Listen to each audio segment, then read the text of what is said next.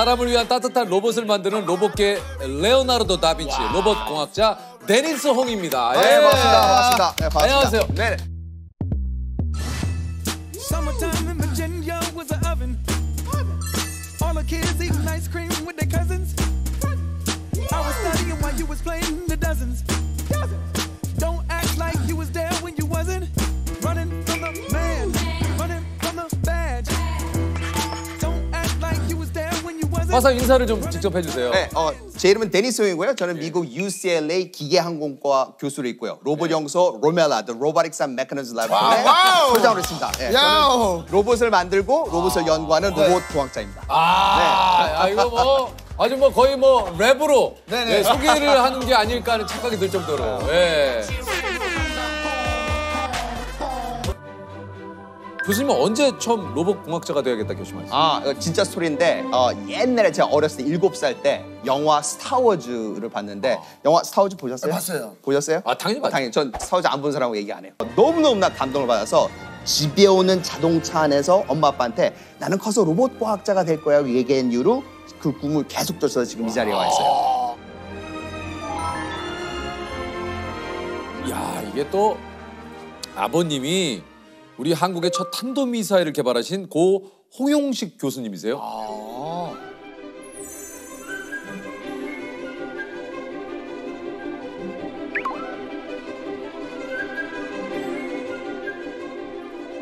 아버님이 탄도미사일을 만드신 아버님이 이 탄도미사일을 만드신 박사님이세요.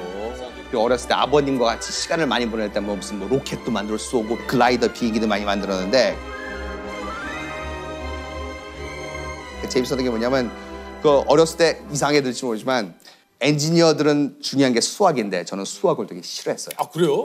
과학자도 싫으면 수학을 좋아해야 되는데. 수학을 좋아해야 되는데 싫어했어요. 근데 아버지께서 항상 얘기한 게 네가 좋아하는 로봇을 하기 위해서는 수학은 과학의 언어고 과학은 로봇을 하기 위한 도구다라는 얘기를 항상 했어요. 그래서 그의 중요성을 알게 되고 그래서 열심히 하게 됐죠.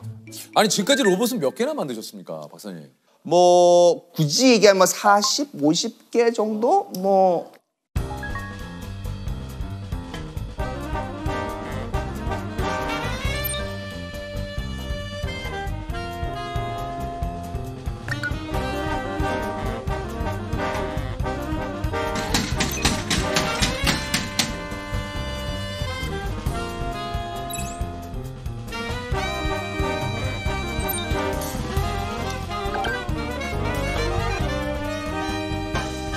엄청나게 많은 것들을 개발했어요. 제 동영상 한번 같이 영상이 보실래요? 있어요. 한번 좀 볼까요? 네, 지금 이 로봇은 스트라이더라는 로봇인데요. 다리가 스트라이더. 3개가 달린 이상한 로봇이 저렇게 걸어요. 걸을 때 몸이 뒤집어지면서 하나씩 다리를 앞으로 치면서 가운데 다리가 자꾸 진짜 그러네. 신기하게 나오죠. 네. 아주 보면 이거는 뭐 사람도 아니고 동물도 아니고 이상한 로봇이 나오는데 거미 같은데? 그렇죠. 자, 이 로봇의 아이디어는 어디서 나오느냐? 진짜 소리인데 제가 옛날에 대학원생 때 이렇게 연구를 하다 이제 머리를 식히려고 자주 가는 공원이 있었어요. 그래서 공원에 이제 벤치에 이렇게 앉아 있었는데 옆에 계신 어떤 아주머니가 딸의 머리를 이렇게 따주고 있었어요. 따놓은 머리를 많이 봤는데 이게 닦는 프로세스를 처음으로 봤거든요. 머리카락들이 다리를 보인 거예요. 아까 보신 로봇 보면 다리 사이로 들어가죠. 이게 바로 머리를 닦는 데서 아이디어를 받은 거예요. 그러니까 이런 식으로 이런 로봇의 아이디어는 진짜 언제 어디서든 나올지 모르는 일상생활에서 나옵니다. 요게 또 다른 로봇이 하나 있어요. 이게 발루라는 로봇인데. 발루라는 로봇. 이건 정말 신기합니다. 자, 동영상 같이 보실게요. 이 로봇은 사람 크기의 다리가 2개 달린 로봇인데요. 풍선 안에 풍선? 네. 바로 헬륨 풍선에 다리가 달린 아주 이상한 로봇입니다. 저 뭐야? 막 집어 던져도 물기도 걸어 다닙니다. 발에다가 탁구공을 부시면 물위도 걸어다고 이런 외줄 타기도 할 수 있고. 어머나. 아주 신기한 로봇이죠. 자, 이 로봇을 어떻게 해서 만들게 됐냐면 저희가 그동안에 많은 이족 보행 2대를 갖는 로봇을 만들었는데 이 로봇들이 자꾸 넘어지고 느리고 그러잖아요. 어떻게 하면 이 문제를 해결할까를 고민을 많이 했습니다. 근데 많은 경우 우리는 우리 자신한테 황당한 질문을 스스로한테 해요. 그럼 황당한 대답이 나오거든요. 어떤 경우 그 황당한 대답이 정말 멋진 아이디어를 낼 때가 있어요. 이런 경우에는 우리가 스스로한테 질문한 거예요. 만일에 지구의 중력의 방향을 바꿀 수 있으면 어떡하겠습니까?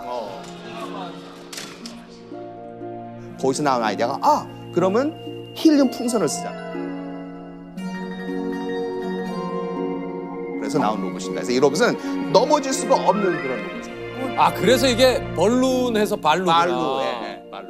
근데 저 로봇은 어떤 곳에 사용이 됩니까? 네, 좋은 질문이에요.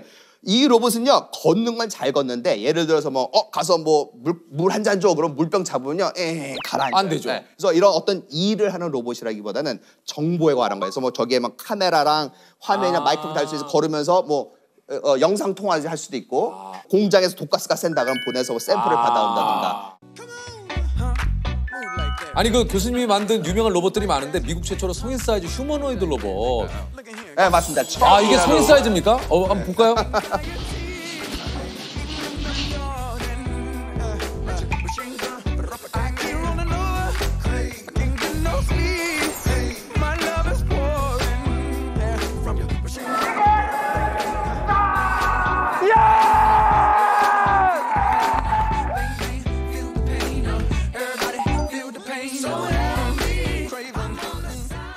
이런 로봇들을 휴머노이드 로봇이라고 그러는데 말 그대로 그렇죠. 휴먼, 사람처럼 두 다리, 두 팔, 몸, 머리가 달리는 로봇인데 이 로봇은 휴머노이드 로봇 쪽에 미국에서 이 연구 쪽을 쫙 그거를 길을 튼 로봇이기도 합니다. 아니, 그 다른 휴머노이드 로봇인 그 다윈의 기술을 오픈소스로 공개. 예. 그러니까 이게 오픈소스가 다른 분들에게도 그 기술을 다 공개를 한다는 얘기잖아요. 예, 맞습니다. 그러니까 찰리는 큰 성인 사이즈 로봇이었고요. 다윈은 아주 작은 사이즈의 휴머노이드 로봇인데 사진 있나요? 예, 야, 있네요. 귀엽다. 귀엽겠죠. 다윈이라는 로봇인데 You pretty thing, let me buy you wedding ring.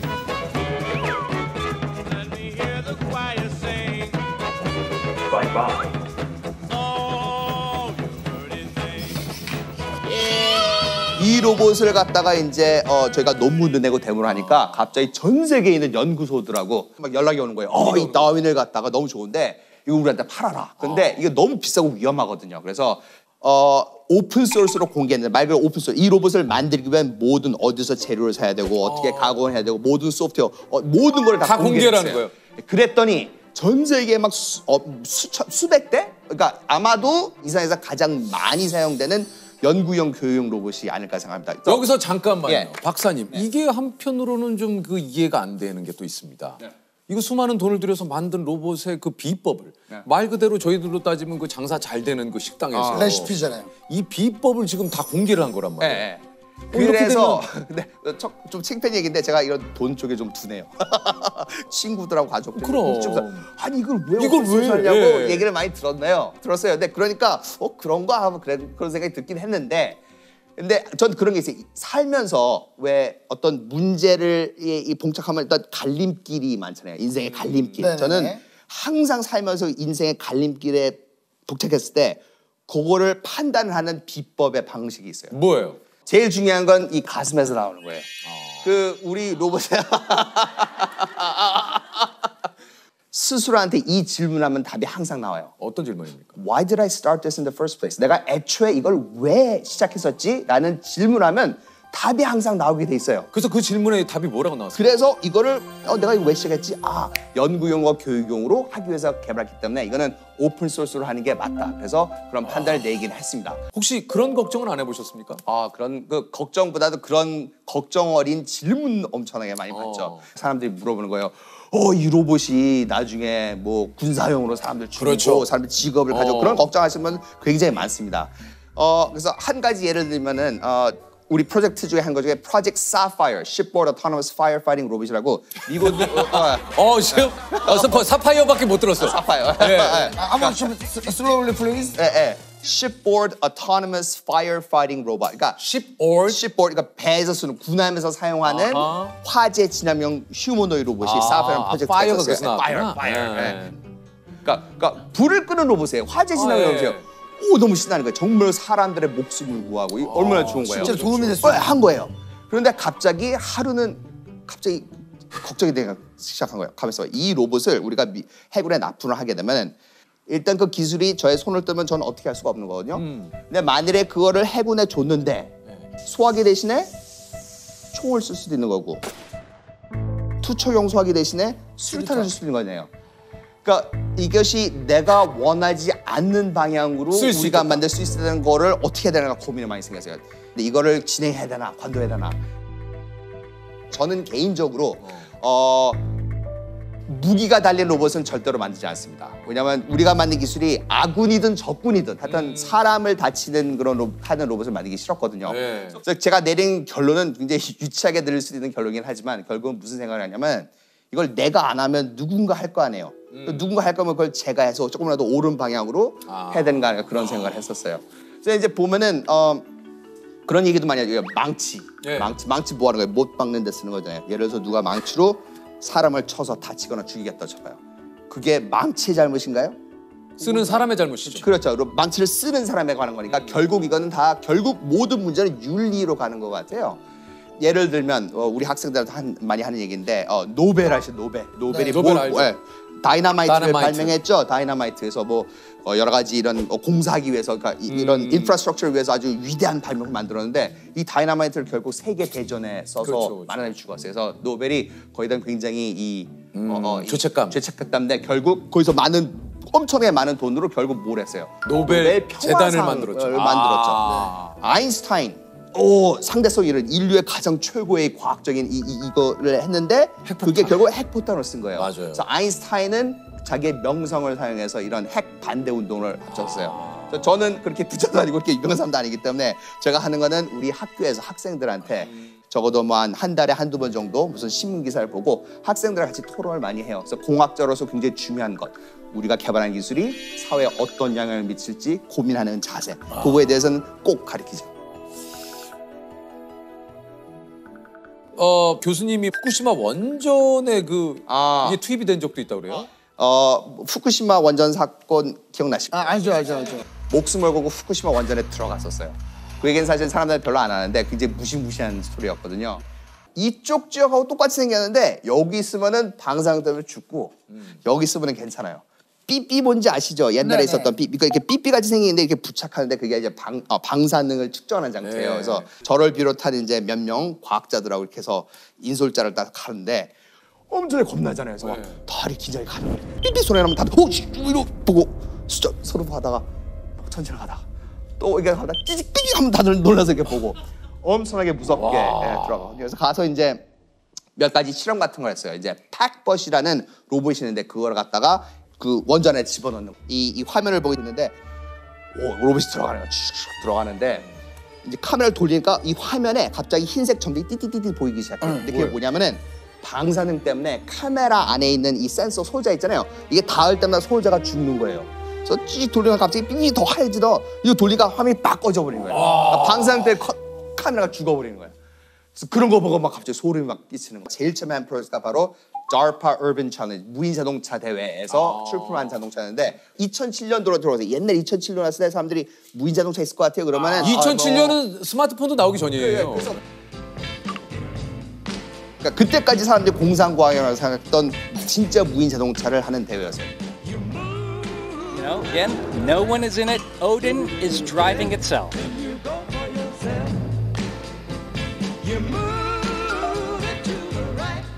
자동차 대회에서 저희가 3등을 했었어요. 거기서 3등. 거기서 3등 했어요. 그래서 이제 유명해지기 시작했죠. 명성을 타게 되겠죠. 그때쯤 미국 시각장애인협회, The National Federation of Blind에서 그거를 보고 듣고 그런 거예요. 과학자, 공학자들이 사람 없이 운전한 자동차를 만들 수 있으면 어쩌면 시각장애인들을 위한 자동차를 만들지 않을까 하는 생각을 했어요. 그래서 전 세계에 있는 연구소들한테 발표한 거예요. 공학자, 과학자 여러분, 만일 시각장애인을 위한 자동차를 만들 수 있으면 도전하십시오. 우리는 DARPA 대회보다 더 큰 시각장애인 자동차 대회를 열겠습니다 하고 발표를 한 거예요. 저는 막 가슴이 막 떴죠. 야, 우린 벌써 무인 자동차 만들었잖아요. 그러니까 시각장애인 태우고 가면 되는 거예요. 다 된 거예요. 그래서 야, 이걸 해야겠다. 그래서 지원했습니다. 지원했는데 제 인생에서 가장 쇼크를 먹은 날 중에 하루가 뭐였냐면 뭐예요? 그 대회에 관한 첫 번째 미팅이었는데 이 세상에서 그 대회에 참여한 사람이 저 하나밖에 없었던 거예요. 전 세계 전세, 그때 뭐 잠도 안 하고 보니까 제가 알고 보니까 실수를 한 거예요. 이 대회는 시각장애인을 태우고 돌아다니는 자동차를 만드는 대회가 아니고 시각장애인이 직접 판단하고 직접 운전하는 자동차를 만드는 대회예요. 앞을 보지 못하는 사람이 어떻게 운전을 해요? 오씨 망했다 그래갖고 지금 뭐 엄청나게 걱정을 했던 그런 있었는데 그날 그 전에 얘기했던 무인자동차 대회 있었잖아요. 네. 거기 나왔던 팀들의 그 리더들한테 다 저의 멘토 같은 분이셨죠. 자 이메일을 돌렸어요. 이 대회 안 나가냐고. 그러니까 다 답장을 해줬어요. 근데 보통 3가지 종류의 답장이 있었어요. 뭐예요? 많은 사람들은 데니스 시각장애는 어떻게 운전해? 그거 불가능하니까 불가능한 거 하지 말고 가능한 거 해서 저를 하지 말라고 말리는 사람들이 네. 많았어요. 또 어떤 사람은 그런 얘기예요. 그 시각장애 자동차 만들어서 뭐 돈도 안 되잖아. 그거 하지 말고 돈 되는 거야 하고 저를 위해서 충고하시는 분도 있었어요. 또 적은 숫자지만 그런 얘기도 했어요. 이거 시각장애인 그 불쌍한 사람들 이거 무슨 운전이야 집에 있어야지 이렇게까지 얘기를 하는 거예요. 그래서 저는 이제 막 헷갈리는 거죠. 어떻게 해야 되나? 그래서 어떻게 막 생각하는데 좀 유치하게 될지 모르는데 이런 생각을 했던 것 같아요. 뭐 불가능이야 그러니까 그래? 내가 이거 한번 도전해서 만일에 성공하면 무슨 뭐 이렇게 콧대를 납작하게 해주고 뭐 그런 생각을 했던 것 같아요. 그래서 도전하게 된 게 시각장애인 자동차 대회였어요. 차는 어떻게 운전합니까? 그러니까 굉장히 복잡할 수 있으니까 간단히 설명해 볼게요. 자, 운전하시는 분들이 보지를 못하니까 네. 자동차가 대신 봐줘야겠죠. 그래서 자동차에 여러 가지 센서들이 달려 있습니다.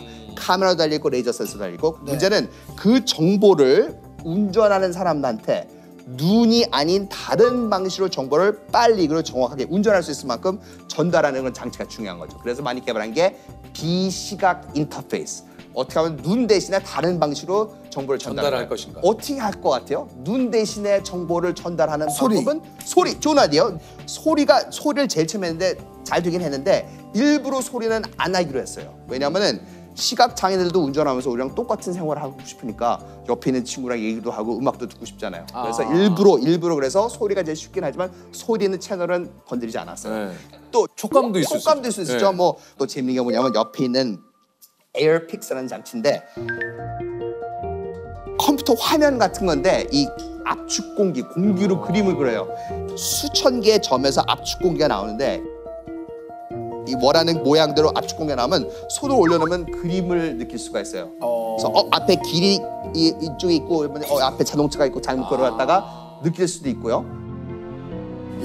사실 이 프로젝트는 운전에 관한 프로젝트도 아니었고 자동차에 관한 프로젝트도 아니고 결국은 어떻게 하면 정보를 시각적인 방법이 아닌 다른 방법으로 전달할 수 있는 그런 거에 관한 프로젝트였습니다. 데니스, 저항이 있다는 것은 세상을 바꾼다는 증거야. 저항이 있다는 것은 세상을 바꾸는 증거. 그 말이 너무나 저한테 용기와 힘을 줬고 지금도 어려운 일이 있을 때 그 말을 떠올리곤 합니다.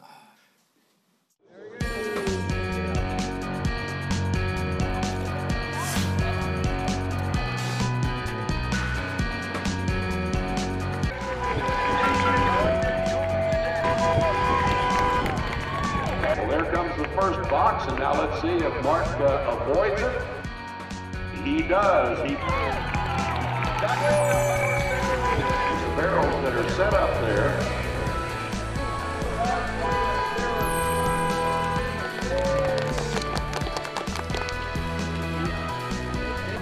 Mark's gonna give me a ride back to the hotel, right?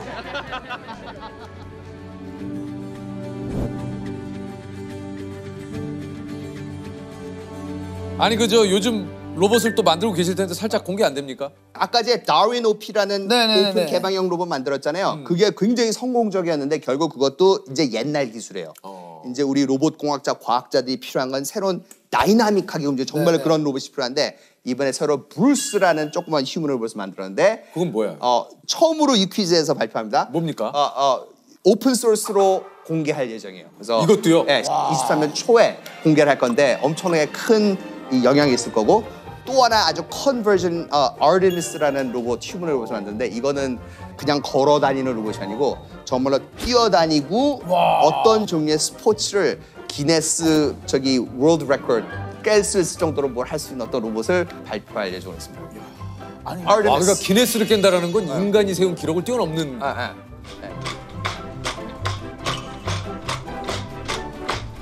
앞으로 저 로봇 공학자로서 앞으로 목표가 있습니까? 정말로 우리 연구소는요.